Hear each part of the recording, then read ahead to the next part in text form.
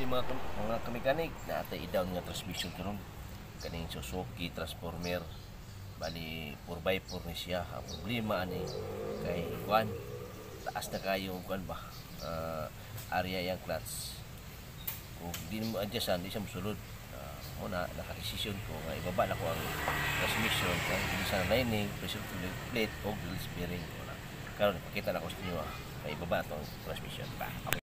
So, natong binahon karon kuha tong lining ani baba naman siya lining ni kulang na biraan na wala na ibot na kuha tong lining. Okay, baba na itong transmission.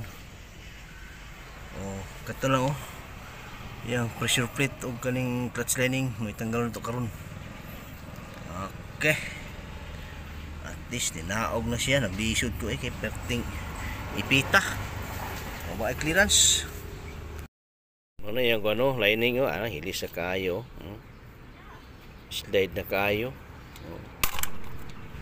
wala na dyan luwag na kayo niya spring saba kayo ni ni saba kayo kani yung pressure plate hamis na kayo kani pag musinaw na si tama niya wala na ni yung release bearing na pagasas na hindi sana siyang tulo na.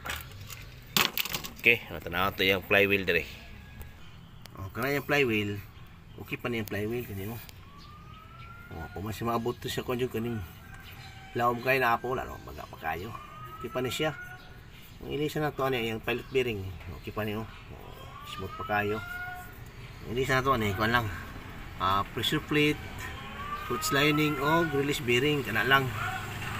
Okay, salamat kayo, bye bye.